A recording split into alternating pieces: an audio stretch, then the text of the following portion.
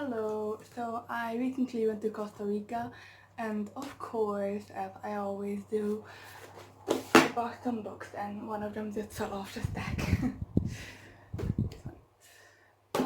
So I kind of arranged them by color for the thumbnail photo.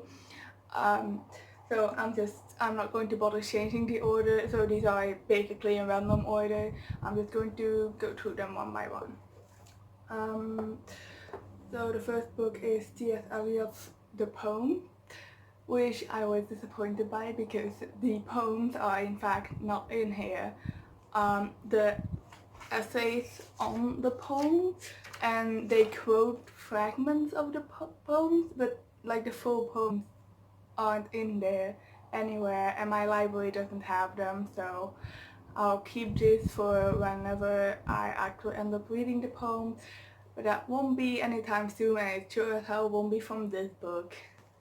Very misleading title. I don't know what that thought process was. Then there's another very English literature nerdy book, Tragedy, Shakespeare and the Greek Example. Also kind of really love the cover actually. I haven't read this yet, but it seemed pretty interesting, and I'm trying to kind of minimize how behind I am on the other students, because I didn't study English literature at all in high school. It was very basic, as I live in Belgium, so it's really more linguistic than literature here. So now I'm trying to minimize the gap between me and the English students by reading a bunch of this nerdy shit. I actually don't think I'll be able to read that before the start of the school year, but it's the thought that counts. Anton Chekhov Selected Story. I picked it up and looked at it for a bit, and I wasn't sure whether I wanted to buy it because I have already bought a lot of books at that point. But my dad was very kind and he bought this for me, so excited to read that. One of the textbooks on writing that I read actually highly recommended Anton Chekhov as kind of an author to model your own writing on, which I'm not sure if I'm going to do that, but he talked very, very highly of Chekhov, so I'm curious to read the story. Then I should probably mention all of these books come from the same second-hand bookstore in San Jose.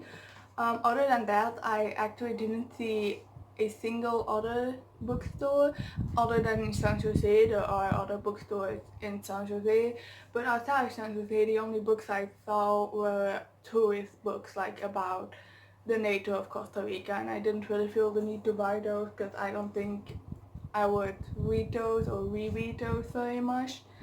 Then another book I bought was The Opposite of Loneliness. I'm not really, I already read this. This is one of the 2 and 1/8 books that I have already read. I'll probably talk about this more in my August wrap up. I'm not going to talk about that right now. Then there's Zen in the Art of Archery. This is also a book that my dad picked out for me.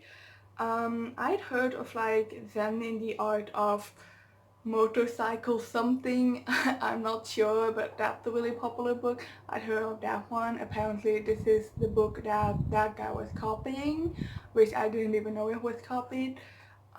So yeah, this was bought to fill a little gap in my culture, which is always nice. Then there's The Curious Incident of the Dog in the Nighttime. I had heard about this,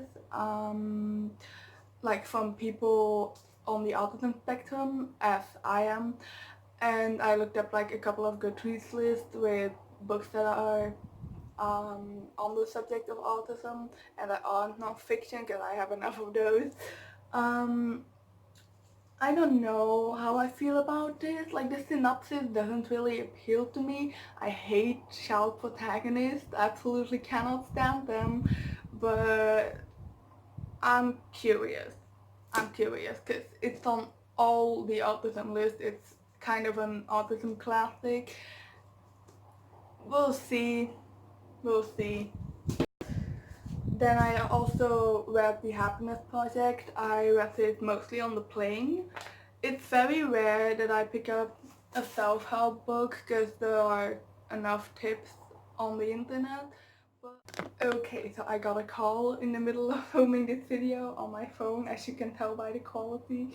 I'm just really happy that it saved the video I'd already filmed, because I have no editing skills, as you can also tell by the quality of the video.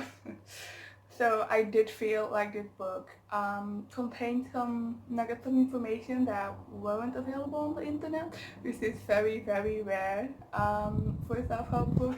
I think the most unique thing about it was just the mentality, because this book correctly says that we tend to view happiness as something that just, it happens or it doesn't. You're happy or you're not, and there is not really very much that you can do about that, or I think that you can do about it are very capitalistic, like buy a smelly candle. Smelly is not the right word there. Buy a scented candle, that's the right word. Or bath bombs or whatever self-care nonsense you've seen in 10,000 tweets about self-care. And this book really focused more on, just the sheer effort of trying to be happy. Like, my biggest takeaway from this book is just the mentality of it, that happiness is something that you can't, like, 100% choose, but you can kind of choose, like, how open you are to it, like how even in a bad situation where you're not really happy, you can, like, just grab the world and just wring a little bit of happiness out of it still. And I think that's a valuable mentality, even if it doesn't always work. Like, she did explicitly state that this doesn't really apply to people with depression, but even if it doesn't, I feel like it's a good mentality to have anyway, because yeah, it may not help, but it's definitely not going to hurt. So yeah, I liked it. And then the last book, definitely the biggest book, this one, The More Contents.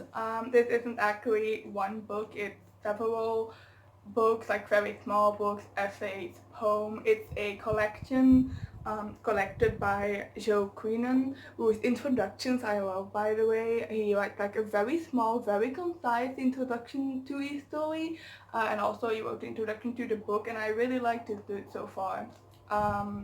So I'm going to look him up, I think. I don't know what else he's done. So this is a collection of the best bitter, cynical and satirical writing in the world. So far I have read blah blah blah. This is going to take a while because I immediately forgot it. Aristophanes, Juvenal, and right now I'm reading Machiavelli. So yeah, that's also going to be, actually this is definitely not going to be in my August wrap up. There's no way I'm going to read this in 7 days. It's like 800, oh no, it's over 1,000 pages actually. It's 1,048 pages, so that's not going to be my August wrap up, but I'm sure I'll talk about it sometime. Actually, I'm not sure. It's like a lot of stories. Does this count as one book? I probably am going to treat it as one book, because it's like a lot of little stories and I don't want to go to every single one. Almost just threw that down the floor, but my sister is sleeping in the room below, so good thinking on that part. That's it. I really enjoyed Costa Rica. I think I actually have a clip of the bookstore that I bought it in, because it was a sight to behold. Nothing at all like the secondhand bookstores I know. The secondhand bookstores I know are, by comparison, very organized. This bookstore was an absolute mess. I loved it, but it smelled very weird. It was very dusty, and the books were just thrown on top of each other on the floor. There were shelves, but I think like not the majority of the book, but a good chunk of the books just didn't fit on them, and the shop-owned solution to them not fitting on it was to just throw them on the floor. It was impressive in a way. I would never have had the balls to run my own shop that way. I don't have one, but if I did, takes guts, I think. But actually the aesthetic of it was very nice. It was very impractical because if I saw a book that I like at the bottom of this gigantic pyramid of books that are supporting the other 5 pyramids of books on the floor, like I can't get that book. I saw one, I wanted to read the synopsis to learn a little more, but I didn't bother getting it because that would have taken like 20 minutes and I probably would have gotten some kind of lung infection. Nonetheless, I actually really liked it here. I put some photos on my Instagram as well, link below, blah, blah, blah. Oh, I hate that. Nah, never mind. Don't go to my Instagram if you don't really want to. There's only one photo of that. I have a bookstagram, so there are more photos of books, but I was just going to insert the video so you can see. You don't have to go to my Instagram. I don't know why I did that. It's the YouTuber instinct, even though I'm very bad at it. I've just watched so many videos that I'm like and subscribe guys, and like, that's not my style, I'm sorry. Goodbye.